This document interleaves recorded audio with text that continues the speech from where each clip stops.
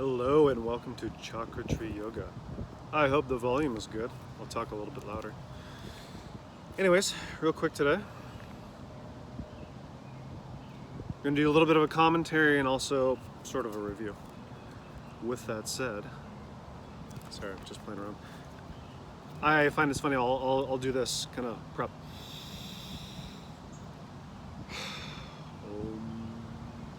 If I want to avoid people who want to get involved in what I'm doing, go away. Let me make my video so other people can look at it. Isn't that funny? I think that's funny.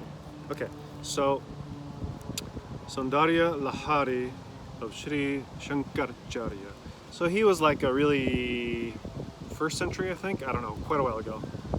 After the time of Jesus, but pretty early in our history of AD, or what's now called Common Era. Yes, Common Era. This is a really great book. I do have some critiques, and that's why it is a review and a commentary. As I think most of what's in here is great. I think it's well written.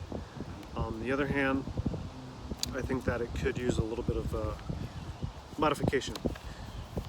So, okay, so what is this book? It's a poem to the Divine Mother that was composed by Shankaracharya, and it's sort of created two different cults.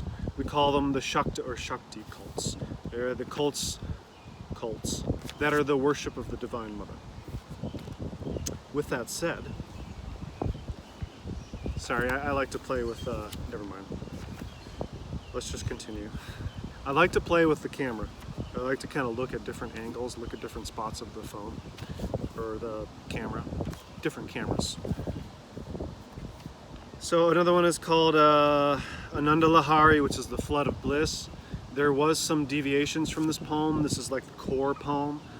And then that sort of became a scripture, and that's what is the basis for the Shakti cult. It is based on it's called the Sri Yantra, or Sri Yantra.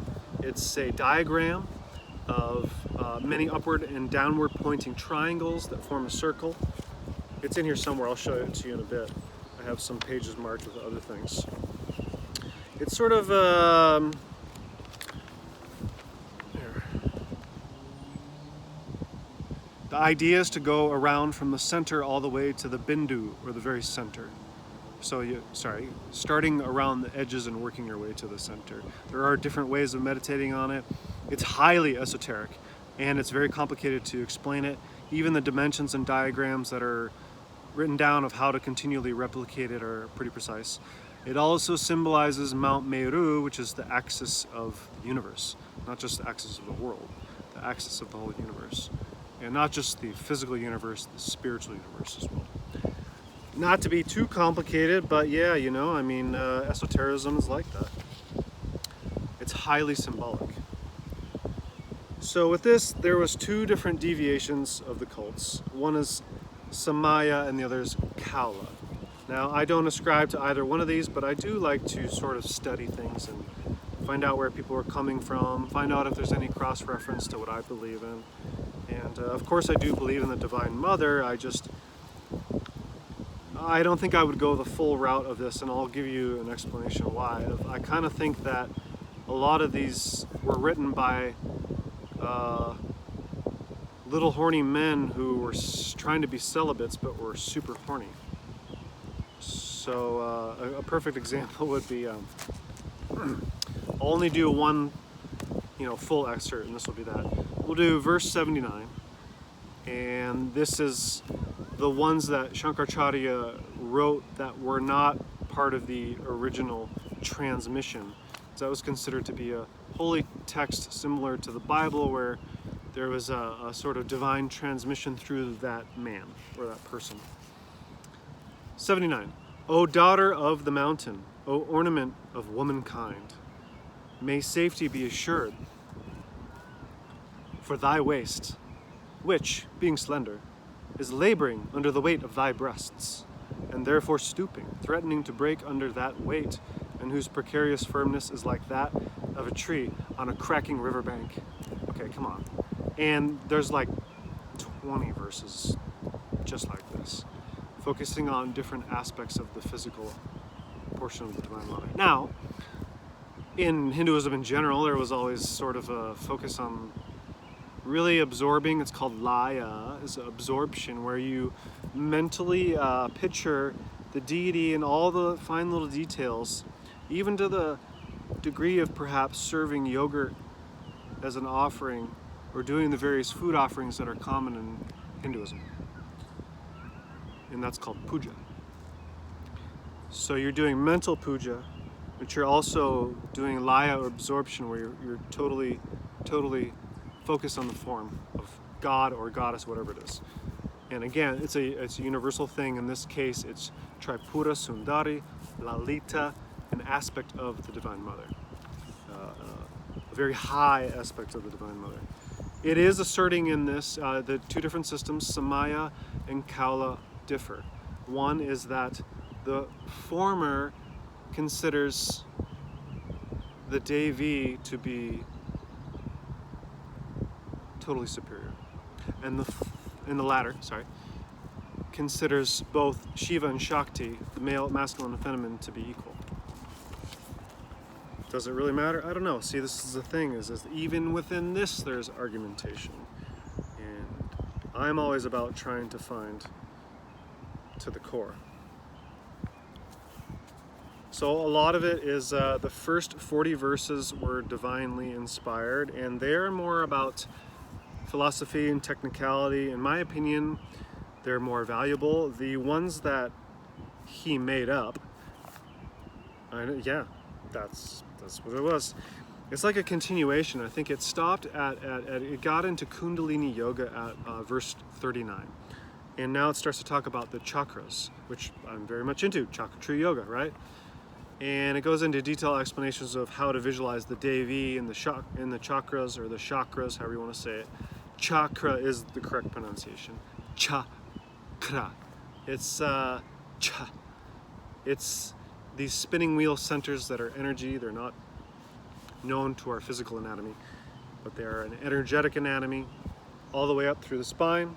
You can look it up, of course I talk more about this and everything. I just don't want to get too off track.